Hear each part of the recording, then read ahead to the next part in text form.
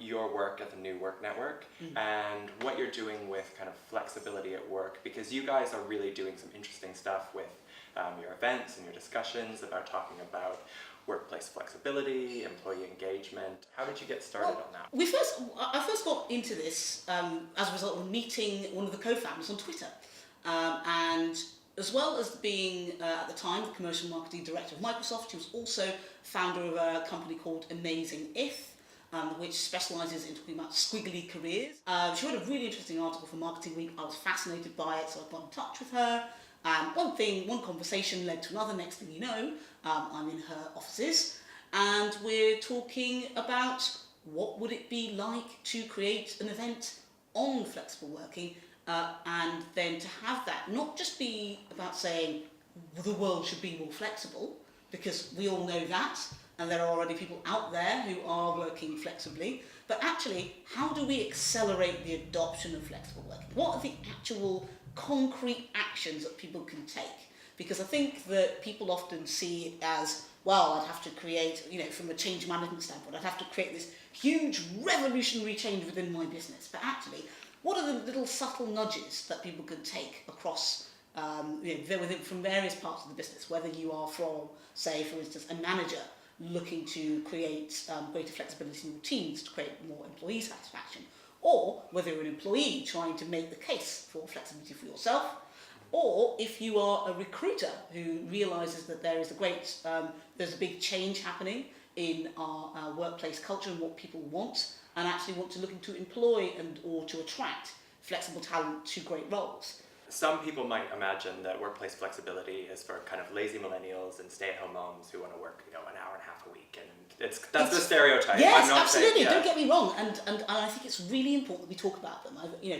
One of the things that I've just come from a very interesting discussion with somebody who has talked about the idea of having a flex off, so people who are steadfastly against flexible working versus people who are real evangelists for it. And what would it be like to so have people that? Who work 12 hours a day and say, I'm going to be the last one in the office every day. Absolutely, and it comes from that sort of very traditionalist mindset that the way to it's a very sort of deliberate and demonstrative way of using your time.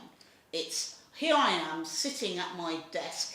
And here is my timesheet, which is particularly relevant for those working in professional services. We have come from, a previous, very kind of history of, working in that sort of very demonstrative way with time. It's really, really easy just to slip into those defaults and to assume that anybody who is looking to change their way of working is doing so because they are less ambitious, for instance. And what is actually coming through now in terms of research is that people aren't looking to find a way to do less. It's actually that they can do more of life, that they can do their work and then they can do other projects, which interestingly also can benefit work a lot as well. So say, for instance, as an example, I've got a passion in education and social mobility, and that passion was something that I was able to bring into the company that I work for and to their benefit as well. So actually, as a result of allowing me to be more flexible in the way I worked and to bring more of myself into work, essentially what they got was somebody who's doing, something effectively for free in a sense. If you're able to take a step back and to look at it from the perspective of, well, we have the stereotypes of what people think flexible working is about, and we'll get to unpack that a bit more in a minute, versus what actually happens these days when you allow people to bring another passion into the business as well. Then you've essentially got the situation where you're comparing fantasy with reality.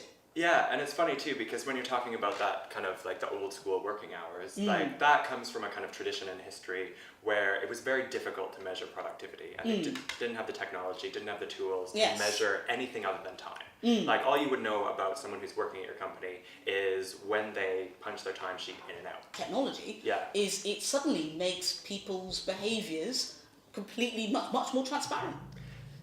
And that allows us to rethink the currency of work. So instead of an hours culture, it's an impact culture. We'll say, right, this person has delivered things A, B, and C through this time, and I don't know where they've been, but they've delivered those things, and the clients are very happy. The person seems to be happy, and I'm happy because there's a clear value exchange there. Yeah, and when you're looking at those professional services company, you can say that, like if it's an accountancy or consultancy or whatever, you can say, okay, well, they did these 3 jobs.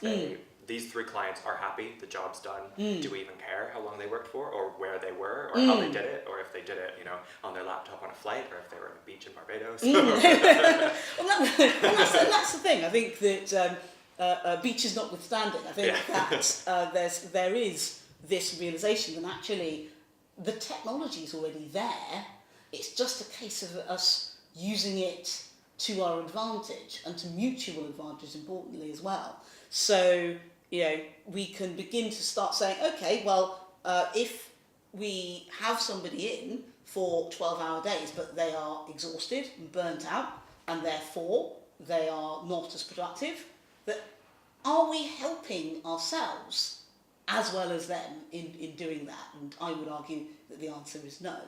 But I would like to return to your point about stay-at-home mums and lazy millennials. Yes. Because there is this whole vision. I think that I'm more than happy to defend the millennial age cohort.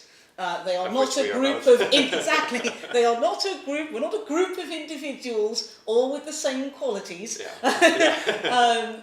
We're in a world where there is much more volatility, much more uncertainty, less of a safety net. These people are not going to be the cost of resting on your laurels is much greater. I remember reading a piece of research that 2 out of 5 millennials had, and do excuse this kind of slightly corny phrase, a side hustle, which is essentially a side project, something else that you use to add value to your industry and bring attention to an important issue that you care about. And what's interesting about that is actually, when you think about the amount of energy that it takes to do that, that isn't something that people are doing just because they're lazy. They're doing it because it brings benefit to the industry that they're working in. It brings them extra clients, and then allows them to build their personal brand as well. So that's really interesting about, people bringing their full self to work, about different opportunities for flexibility. And really how it's a benefit. It's not kind of a risk to be mitigated. It is something that can really add value both to companies and to people's lives. Yes, absolutely. And I think that the ways in which that can happen is, well, firstly, in terms of if you're a business particularly a business that's starting out, you can minimise some of your operating costs in terms of office space, energy used. You can place much more stress, if you like, on your IT and information infrastructure over the actual office space itself. But then there's also a huge employee value proposition play within this. So not only in terms of the amount of time that can be saved with turnover, because if people feel much more connected to the business and feel that they are trusted, which is one of the major barriers to flexible working, is out of trust. But also, if you're attracting people who know that they're going to be measured on outcome, then they're going to be encouraging a much more better culture of accountability. So attracting accountable people who are results focused, who are also having an entrepreneurial mindset in terms of understanding where they fit within the wider business and how they deliver results and what those results mean. Yeah, and so you're going to get better people who work more effectively, and you can make those expectations really clear, and so they have that flexibility to do well. Yes, exactly.